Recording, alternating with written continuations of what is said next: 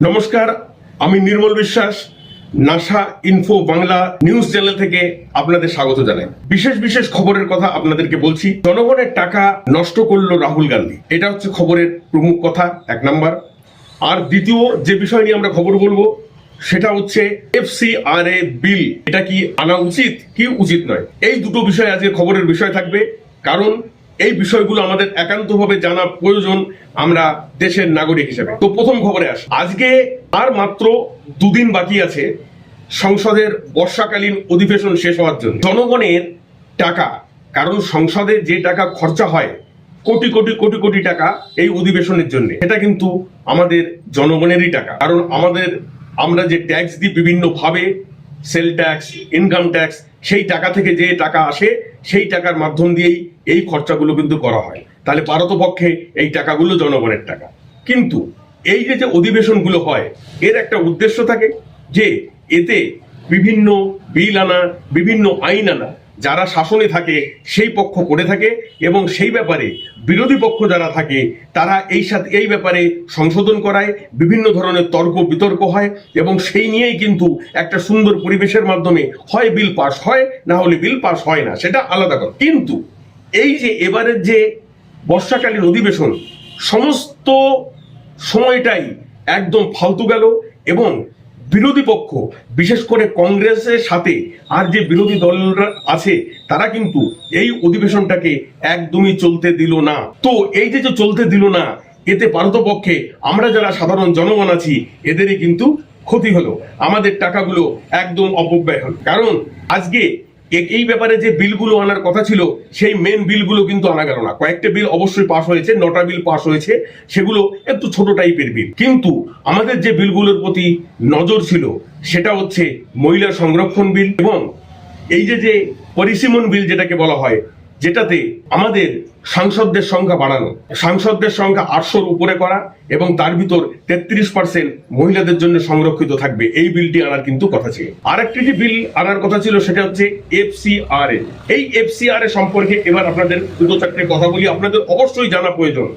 এই FCRA বিলও কিন্তু এইবার আনা গেল না। এই FCRA বিল হচ্ছে বিদেশ থেকে বিভিন্ন NGOর মাধ্যমে যে টাকা ভারতবর্ষে আসে খ্রিস্টান মিশনারিদের জন্য আসে, কিন্তু এই টাকার মাত্র 17% খ্রিস্টান মিশনারিদের জন্য ব্যয় হয়, আর বাকি যে টাকা সেই টাকা ভারত বিরোধী গতিবিধির জন্য ব্যয় হয়ে থাকে, বিভিন্ন আতঙ্কবাদী সংগঠন, বিভিন্ন মাওবাদী সংগঠন। তার সাথে সব থেকে যেটা খারাপ এবং দুঃখজনক ব্যাপার সেটা হচ্ছে আমাদের দেশের নাগরিককে, বিশেষ করে হিন্দু সনাতন ধর্মাবলম্বী লোকেদেরকে ধর্মান্তরণ করে খ্রিস্টান বা ঈসাই ধর্মে পরিবর্তন করা, তাদেরকে পয়সার লোভ দেখিয়ে, তাদেরকে বিভিন্ন ভয় দেখিয়ে, তাদেরকে বিভিন্নভাবে বুঝিয়ে, তার জন্য বিরাট পরিমাণ একটা পয়সা কিন্তু বিদেশ থেকে আসে। এবং এইভাবে কিন্তু আমাদের যে উত্তর পূর্ব রাজ্য, নর্থ ইস্ট যেটাকে আমরা বলি, যেখানে মিজোরাম, মণিপুর, এই সমস্ত যে এলাকায়, এই সমস্ত রাজ্যে, সেখানে কিন্তু ঈসাইদের সংখ্যা বা খ্রিস্টানদের সংখ্যা অনেক বেশি হয়ে গেছে এইভাবে ধর্মান্তরণের মাধ্যমে। তাছাড়া সমস্ত ভারতবর্ষেই, সমস্ত রাজ্যেই, আমাদের রাজ্যতেও, পশ্চিমবঙ্গেও বিভিন্ন জায়গায় আমরা খ্রিস্টান চার্চ দেখতে পাই। বড়দিনে সেখানে বিভিন্ন উৎসব পালন হয়, সেটা হোক, সেটা কোনো কথা নয়। কিন্তু তাদের আশেপাশে প্রচুর পরিমাণে খ্রিস্টান ধর্মাবলম্বী লোকদের আমরা দেখতে পাই। ছত্তিশগড় প্রচুর পরিমাণে খ্রিস্টান ধর্মাবলম্বী লোক, মধ্যপ্রদেশ, উত্তরপ্রদেশ, প্রত্যেকটা জায়গাতেই কিন্তু এদের লোক আছে। দক্ষিণ ভারতে আরো বেশি পরিমাণে লোক আছে। আজকে এই যে জোসেফ বিজয়, মানে ফিল্ম স্টার বিজয়, যে তামিলনাড়ুর মুখ্যমন্ত্রী হয়েছে, সেও কিন্তু এই খ্রিস্টান ধর্মাবলম্বী লোক।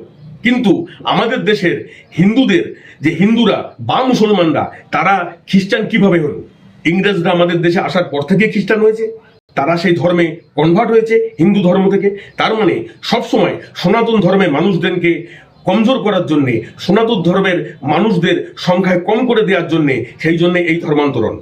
আর এই ধর্মান্তরণের জন্য FCRA বিল থেকে যে টাকাগুলো আসে সেই টাকাগুলো বিদেশে ফান্ডিং এর মাধ্যমে সেই টাকা এই ক্ষেত্রে ব্যয় হয়। এই FCRA বিলটি এনে সরকার এর প্রতি একটা পদক্ষেপ নিতে চাইছে যে এটা যেন যে কোনো ভাবে আমাদের ধর্মটাকে রক্ষা করা যায় এবং এই যে ধর্মান্তরণকে প্রতিরোধ করা যায়, সেই উদ্দেশ্য নিয়েই FCRA বিলটাকে আনা। এই বিলের মূল কথা হলো বিদেশ থেকে যে পরিমাণ টাকা আসবে এবং যাদের জন্য আসবে, আমাদের সরকারকে তার একটা পুঙ্খানুপুঙ্খ হিসাব দিতে হবে যে কত টাকা এসছে, এই টাকাগুলো কি কি খাতে ব্যয় হলো। অসুবিধা কি? তোমাদের মনে যদি কোনো দোষ নাই থাকে তাহলে এই হিসাব দিতে তাতে তোমাদের কোনো অসুবিধা নেই। আর এটা তো বুঝতে পারলেন এফসিআর বিল নিয়ে যে ব্যাপার হলো। আর ওই যে আমি প্রথম যে খবরের হেডিংটা রেখেছিলাম যে জনগণের টাকা নষ্ট করলো রাহুল গান্ধী, অবশ্যই শুধুমাত্র একমাত্র রাহুল গান্ধীর জন্যই সংসদের অধিবেশন চালানো সম্ভব হলো না। কারণ তিনি প্রথমে বিভিন্ন ধরনের কথা বলে সংসদের অধিবেশনকে হই হট্টগোল হাঙ্গামা চিৎকার চেঁচামেচির মধ্যে ওয়াক আউটের মাধ্যম দিয়ে তিনি চলতে দেননি। তারপরে তিনি একটা ওয়ার্ড তুমি করে গো ধরে বসেছিলেন যে অমিত শাহের এসে বক্তৃতা দিতে হবে, বলতে হবে যে 20 তারিখে যে ঘটনা ঘটেছিল তার জন্য দায়ীকে, পুলিশ গুলি চালিয়েছিল না কি করেছিল এই সমস্ত তার জন্য দায়ীকে। অমিত শাহের বক্তব্য, অমিত শাহ গত পরশুদিন এই ব্যাপারে বক্তৃতা দিতে চেয়েছেন, এই ব্যাপারে তাদের প্রশ্নের জবাব দিতে চেয়েছেন, কিন্তু রাহুল গান্ধী তখনও সেখান থেকে ওয়াক আউট করেছেন এবং সংসদের অধিবেশনকে চলতে দেননি। এবার আপনারাই বলুন, আপনারা চিন্তা করে দেখুন যে এখানে মূল অভিযুক্ত কে এই সংসদকে না চলতে দেওয়ার জন্য। নমস্কার, আমার এই ছোট্ট চ্যানেল, এই চ্যানেলটিকে অবশ্যই আপনারা সাবস্ক্রাইব করুন। এই ধরনের খবর, বিস্তারিত খবর অবশ্যই আপনাদেরকে দেব। আর অবশ্যই এই ব্যাপারে আপনাদের মূল্যবান মতামত গ্রহণযোগ্য। জয় হিন্দ, বন্দে মাতরম, নমস্কার।